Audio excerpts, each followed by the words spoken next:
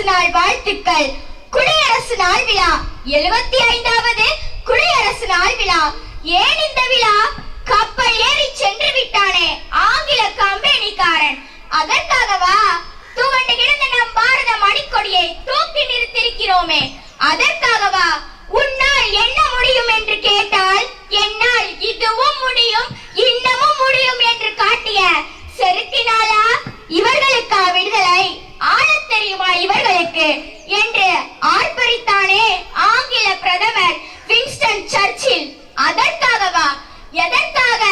மக்களுக்காக. மக்களுக்காக மக்களே ஆளும் ஆட்சிதான் மக்களாட்சி என்ற தத்துவத்தை தனித்துவமாக்கினாரே ஆபிரகாம் லிங்கன். உலகில் மிகப்பெரிய மக்களாட்சி நாடாய் உயர்ந்திருக்கிறோம் நாம். அதற்காகத்தான் இந்த குடியரசு நாள் விழா. ஆம், 1848 முதல் 1947 முடிய அடிமை வாழ்வு வாழ்ந்தோம். எல்லா வளமும் சுரண்டப்பட்டு சக்கையாய் நின்றோம். ஏகலைவனாய் ஏற்ற பெற்று இன்று எழுந்து நிற்கின்றோம். அதற்காகத்தான். ஆம், 74 ஆண்டுகள் நிறைவடைந்து விட்டன. நம்ப முடிகிறதா? மேலோர்கள் வெஞ்சிரையில் வீழ்ந்து கிடப்பதும் நூலோர்கள் செக்கடியில் நோவதும் காண்கிலையோ என்று வ.உ.சி. சிறையில் செக்கிழுத்த கொடுமையை பாடுகின்றார் பாரதி. தண்ணீர் விட்டோ வளர்த்தோம் சர்வேசா, இப்பயிரை கண்ணீரால் காத்தோம் கருக திருவுளமோ என ஏங்கினார் பாரதி.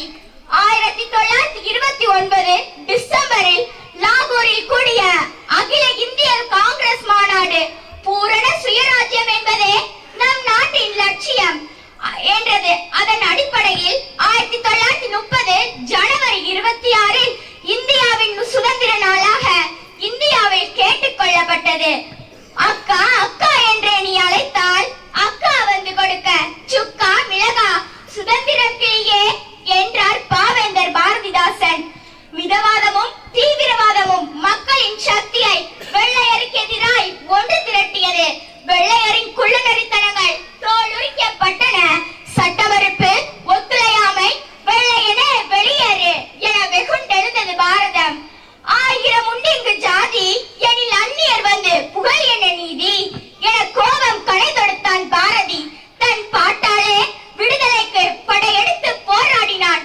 செய் அல்லது செத்து மடி என்ற முழக்கம் விண்ணை பிளக்க இந்திய மண் சுதந்திரம் பெற்றது.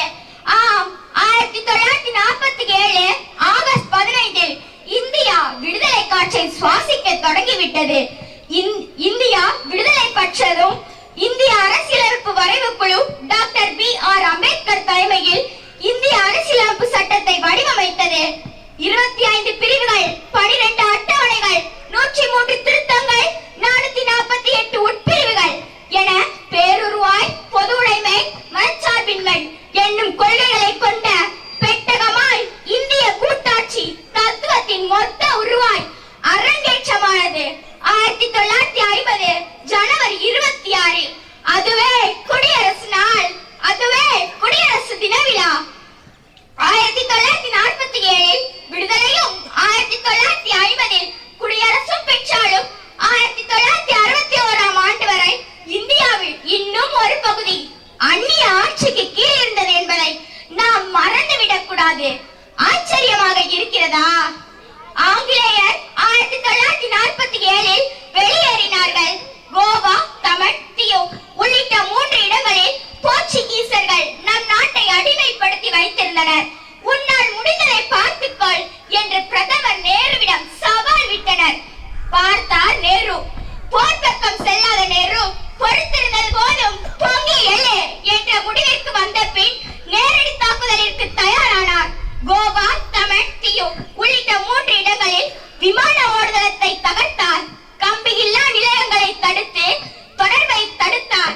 1961 டிசம்பர் 19 இந்தியாவின் மூவர்ண கொடி பட்டொலி வீசி பறந்தது கோவாவில். நேருவின் தலைமை பண்பால் இன்று சீனாவை விட 40 லட்சம் மக்கள் தொகை அளவில் முன்னேறி முதலிடத்தில் உள்ளார் இந்திய தாய். மனித வளமிக்க குடியரசு நாடு என்பதில் பெருமிதம் கொள்வோம். மும்மலம் உணர்த்தும் மூவர்ண கொடியை முழு மூச்சு உள்ளவரை வெற்றி கொடியாய் பறக்க விடுவோம் என்று உறுதிமொழி எடுப்போம். என் இனிய இளைஞர்களே, ஏய்த்து பிழைத்த அயல் நாட்டவர் ஏக்க பெருமூச்சு விடட்டும். இதோ பறக்கிறதே இந்திய தேசிய கொடி. இதிலிருந்து விழுந்த பூக்கள் நமக்காக விடுதலை போரில் உயிர் நீத்த இளைஞர்களின் மனைவிமார்களின் தலையில் இருந்த பூக்கள். நினைத்து பாருங்கள் அவர்களின் விதவை கோலத்தை. இந்த இந்த மூவர்ண கொடி பட்டொளி வீசி பறக்கிறதே, இதற்காக உயிர் நீத்த ஒருவரின் உண்மை சம்பவத்தை இச்சபையில் நான் பதிவு செய்கின்றேன். 1941ஆம் ஆண்டு சென்னை ஜார்ஜ் கோட்டை, அங்கே ஆங்கில கொடி பறந்து கொண்டிருந்தது. தினமும் அவளிய சைக்கிளில் ஒரு இளைஞன் செல்வான். ஆங்கில கொடியை பார்க்க பார்க்க அவனுக்குள் வெறி. ஒரு நாள் நம் இந்திய தேசிய கொடியை பனியனுக்குள் போட்டுக்கொண்டு கோட்டையின் மதில்சுவரை நோக்கி சென்றான். அங்கே ஒரு அகழி, 6 போல் நீர் இருக்கும் அந்த இடத்தை நீந்தி கடந்தான். சுவர் மீது ஏறினான், கைகள் எல்லாம் இரத்தம். கோட்டைக்குள் குதித்தான், கொடிக்கம்பில் ஏறினான், ஆங்கில கொடியை அறுத்தான், இந்திய கொடியை ஏற்றினான்.